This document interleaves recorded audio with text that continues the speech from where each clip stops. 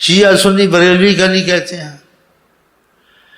آقا جی کہتے تم ایمان والے نہیں ہوگے جب تک کہ تمہارے لن تدخلوا الجنت حتی تؤمنوا، تم کبھی جنت میں نہیں جاؤ گے جب تک کہ تم ایمان والے نہیں بنو گے.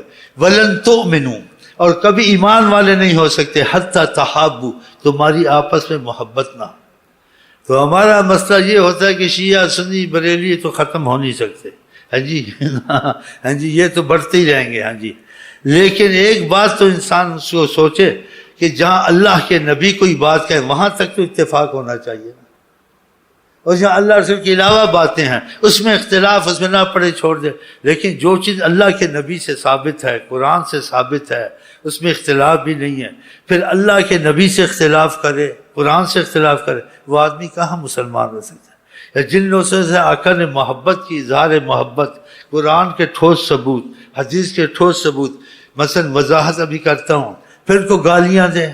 حضرت عمر کا نام ٹٹیوں میں ابو بکر کا ایسے پکڑا گیا نا، کتوں میں لکھا، ایسا اچھا ہوتا ہے؟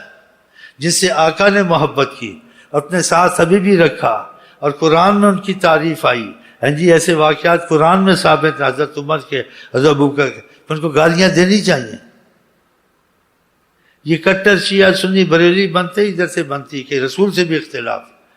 ابو حنیفہ نے کیا کہا؟ کیا کٹر حنفی بنو؟ صاحب علم تھے، 40 سال عشاء کے وضو صبح کے، اس کے باوجود کہتے تھے اذا اصح الحدیث فہو مذہبی، اگر صحیح حدیث تم کو مل جائے آقا جی کی، انسان سے اس کا مطلب تھا کہ کوئی بھول چوک ہو سکتی ہے، اگر تم کو حدیث مل جائے تو میرا مذہب اللہ کا حکم، نبی کا حکم وہی ہے، تو تم اس اللہ رسول کے حکم کو نہ چھوڑنا. بس یہ کہنا کہ ابو حنیفہ نے کہا اب حدیث سامنے آ جائے حدیث کو چھوڑو ابو حنیفہ، ایسا نہ بتاؤ.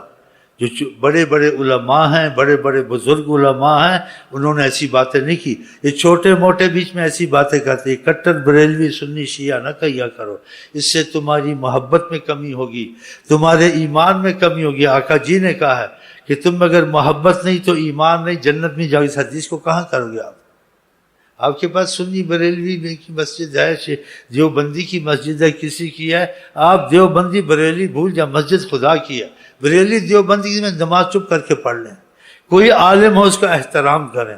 جو عالم کا احترام نہیں کرے گا رسول اللہ نے منافق کہا ہے. وارث علماء ہوتے ہیں، سمجھ گئے نہیں؟ تو آپ اس کی تقریر سنیں. جہاں تقریر میں اگر وہ اختلاف کی باتیں اجاگر کرے یا جس میں پھوٹ پڑتی ہے، وہ دیوبندی ہو، بریلی ہو، سنی ہو، تبلیغی ہو، جو وہ واز نہیں سننا، نکل جانا. احتیاط اچھی ہے، اختلاف میں گھسنا اچھا. مجھے جواب دیں، آپ احتیاط کریں. جس چیز میں اختلاف نہیں ہے قرآن حدیث تک، اس تک سنیں، کوئی بھی عالم ہو. اچھا جس طریقے اختلاف نہیں ہے قرآن حدیث میں تو بات نہیں ثابت ہوتی، لیکن علماء سب کا اتفاق ہے، وہ بھی ٹھیک ہے.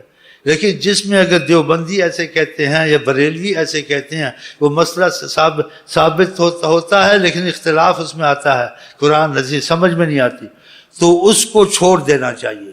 اس لیے ہم کو خدا کا حکم ہے فَإِن تَنَازَعْتُمْ فِي شَيْءٍ فَرُدُّوهُ إِلَى اللَّهِ، خدا رسول کے حوالے کرو.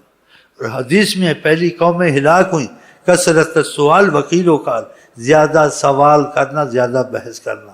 کس نے کہا؟ حضرت محمد مصطفیٰ. جس بات میں بحث آ جائے اس میں مت پڑھیں، لیکن جو پڑھے ہیں یا کرتے ہیں کو گالیاں مت دیں. بریلی کافر ہے، دیوبندی گستاخ ہے، رسول یہ جی کہتے بھئی ہماری سمجھ میں نہیں آتا یہ بات. ہمیں کوئی مسجد نماز پڑھ لینی ہے. اگر وہ فتوے دیتے اس کے پیچھے نماز ہوتی نہیں ہوتی ہے، وہ فتوے غلط فہمی میں بھی ہو جاتے ہیں، ضد میں بھی ہو جاتے ہیں، حسد میں بھی ہو جاتے ہیں. وہ فتویٰ رسول اللہ سے تو نہیں لایا ہے. کم علمی سے بھی فتویٰ ہو جاتا ہے. اور کم علمی سے غلط فہمی سے ہو گیا، اس کو سمجھ نہیں آئی، غلط فہمی ہو گیا کہ ایسا وہ نہیں تھا، اس کے ذہن میں ایسے آ گیا. تو ایسی چیزیں علماء کو معاف ہو جاتی ہیں.